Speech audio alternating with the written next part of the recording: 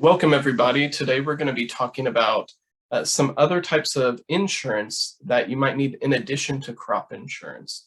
So these are going to be insurance policies that are probably more post-harvest versus crop insurance, where that's usually from seed to harvest. Protecting against loss in yield or revenue due to natural disaster. These we'll talk about today are going to be post-harvest, kind of protecting you after you've sold it or after it's harvested. And with me today, I have Savannah Columbia. She is a UK Ag Extension Associate with the Department of Ag Econ. Thanks for being here, Savannah. Yeah, glad to be here with you. So our first insurance type we're going to talk about is farm liability insurance. So Savannah, what is farm liability insurance? So we have producers that have like a general farm policy, and a general farm policy will cover some of the negligence that happens normally, in case you get in an accident on the farm, like you flip your tractor, things like that. It would be covered in your general farm policy. And then in your general farm policy, you have some liability insurance. But this liability insurance does not cover like value-added products or selling food to the market, any market channel, and like the effects of that. Okay, so we have farming activities, which can include the sale of produce in its raw, unprocessed, and that's the key, unprocessed state. But your general farm liability policy does not cover harm that those products could cause down the line. So that's kind of the key thing we need to think about, is like general farm policy is general and does include some liability insurance. But when you want to move into the grocery or restaurant or retail sales, you want to make value-added products, you want to customize products, then you will need to start thinking about product liability insurance in addition to what you already have in your general farm policy. So the farm policy protects you against like people coming out to your farm and maybe being injured while they're there? Yes and no. So we want to think about like what we mean by visitors. So when we have visitors on our farm, like say we have a U-pick operation and we are inviting people on our property for business purposes, we will need some extra liability insurance. So with U-picks, we can kind of maybe start there. We have to have signs posted.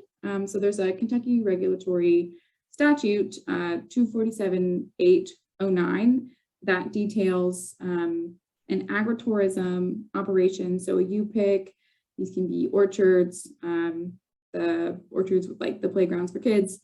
We have to have those signs posted at the entrance and at every activity spot. So they're super visible and they have to be black and white and a certain length and width. But we have to have those signs posted.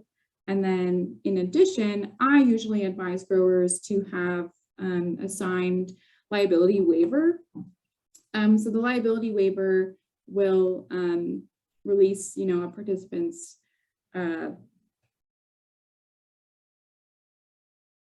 I'm losing my train of thought. Just a sign release form from the participant that says, I'm aware of the things that could happen when I come on this farm and partake in these agritourism activities, and we like sign away, our stuff. And what I think is probably a good idea is if, an agritourism operation wanted to have like online ticketed sales, it would be super easy to have a link to your KSR that you have to have written out. So like the actual warning, and then a little thing that says, I agree to this as stated above, warning, I'm aware of the consequences, things that could happen, and then a signed little signature at the bottom, and then having each one of your on-farm visitors fill that out in case something happens. That would protect the grower the most, is to have liability waivers signed by each of their visitors, because those hold up much better in court than just the sign. Like, for example, I was at a farm last week that had a U-pick operation, drove in, got on, did a tour, like saw all their stuff. And I asked them if they had the sign posted because I didn't see it. And a lot of times if something happens to, like, the general public doesn't know about these signs that have to be posted, they don't look for them. If something happens, they want to be taken care of. So they will most likely say, oh, I didn't see the sign, because they don't know to look for it. And while it is the farmer's job to create the safest environment possible, things still happen. So you want to be protected. And that's the biggest thing about insurance, is that it's a tool to protect yourself, because you have consumers that they don't always know the things that, like, we know. Yeah, that's a good point. We would think everyone would know this, or everyone should know, not to do this, or if you're coming to a farm, there's a chance you might, get injured if you're not paying attention. So that's good to keep in mind, but as growers, we also need to make efforts to do our duty of care and make sure our farm is as safe as possible. We have the insurance there, we have the waivers and the signs that protect us, but we also want to not cause harm on our farm. So you had mentioned product liability insurance. So let's shift to that. So the product liability insurance is going to be after we've sold the item, correct? Yes. So most of the time you'll have product insurance even before you sell the item to the grocery store or whatever market you're selling in, but it takes effect after the product is sold. Yes. So product liability insurance protects producers in the event a foodborne illness occurs. So, like, that is the biggest piece of product liability insurance. And, like, if I were to tell growers to associate one thing with product liability insurance, it's that it covers them in the event a foodborne illness occurs. So let's take the Jif peanut butter recall that's going on right now. So Jif is a huge player in the market. They obviously have product liability insurance because peanut butter would be like a manufactured good, but also all of the people that have gotten sick and went to the doctor, things like that, and the doctor said, oh, it came from this Jif peanut butter, they have the insurance to cover all of those claims. Okay, so those people that, I think it was salmonella, got salmonella, like, obviously that's not their fault, their insurance doesn't want to pay for it. Jif's insurance and their product liability insurance is going to pay for those medical bills. So it's really like that specific, but that's kind of like the basics of product liability insurance. So it covers like any product, like in Kentucky, it covers any product that has been modified or added value to. So that's going to be like your jarred salsas, any kind of modification you've done to meat or cheese products. In addition, you'll also have to have product liability insurance if you want to sell to restaurants, grocers, wholesalers. I'm pretty sure farm to school, even though I think they're a little more flexible. You're going to have product liability insurance to sell to those markets. Whereas, like, if you're selling at the farmer's market, you might not always like have to have it required, even though I would consider it like a recommendation. When you're selling to grocers and wholesalers, restaurants, you're playing like by the same rules of Kraft and Jif and all of the big companies.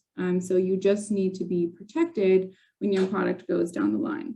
And a lot of those bigger retail markets will require product liability insurance because it covers them as well. So they want to sell your product, they want to feature local food, but they want to be covered in case something happens to your product. Like they know you will be responsible too, is the other side of that. And kind of why some market channels require it is they want you to be responsible.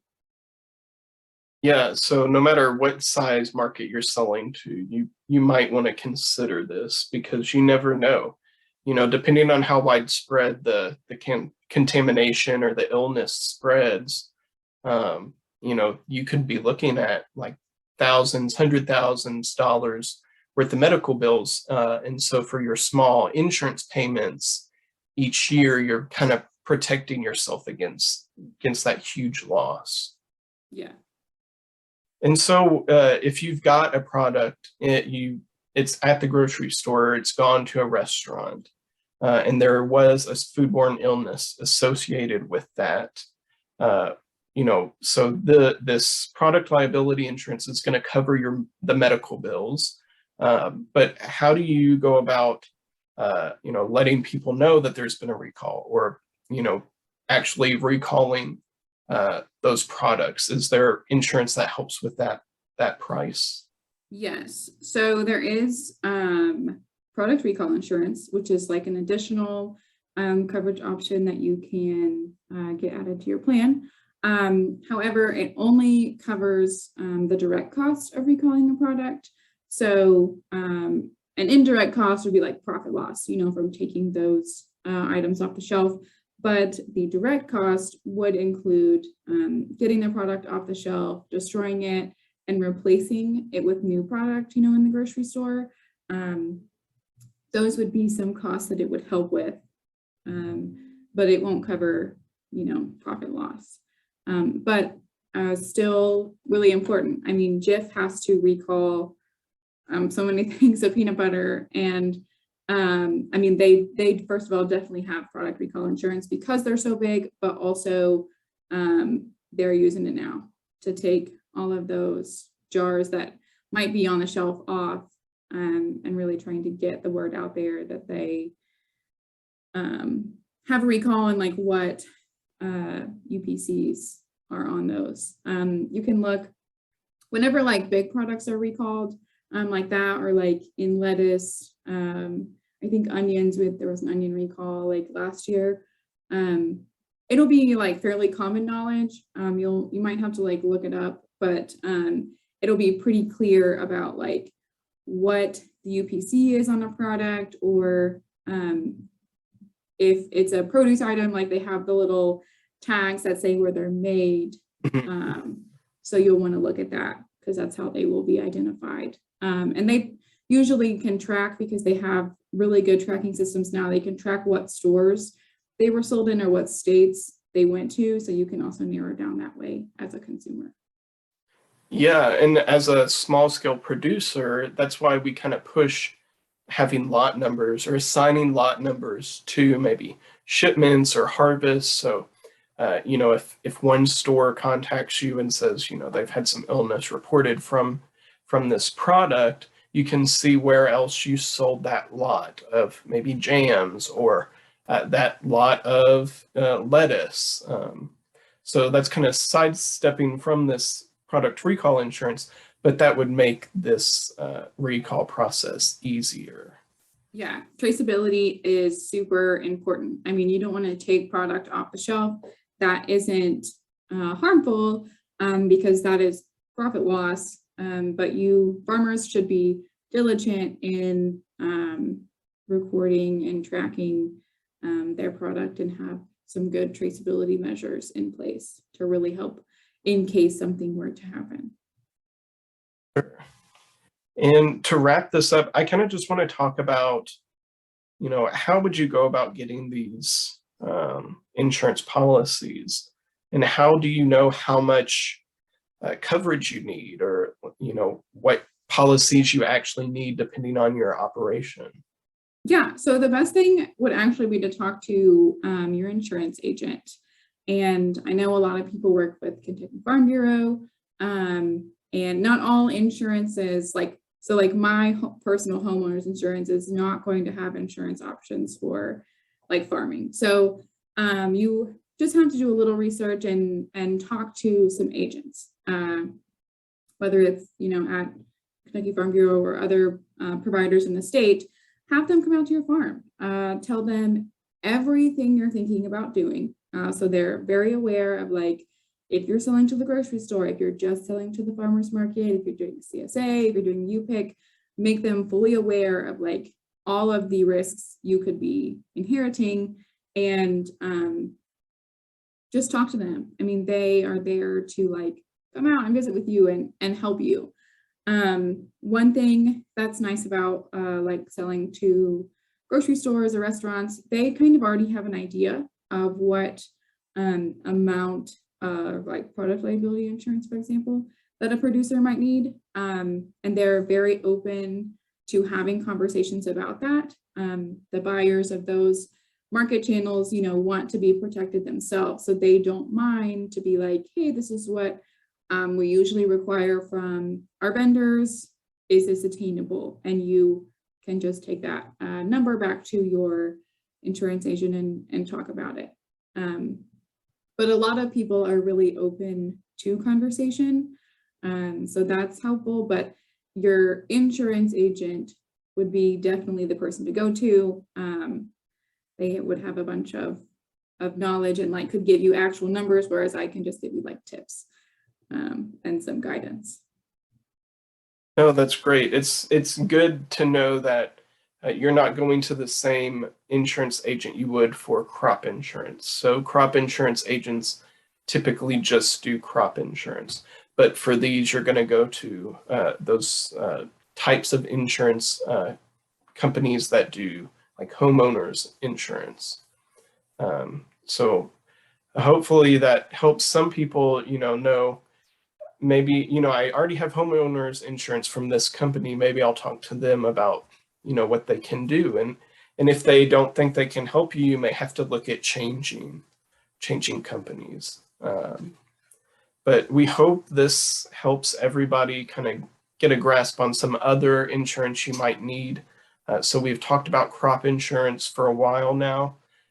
We've kind of passed most of the application dates for crop insurance for this growing season, but it's probably not too late to talk about the product liability insurance or the farm liability insurance with an agent. Do you know if those have any deadlines, Savannah?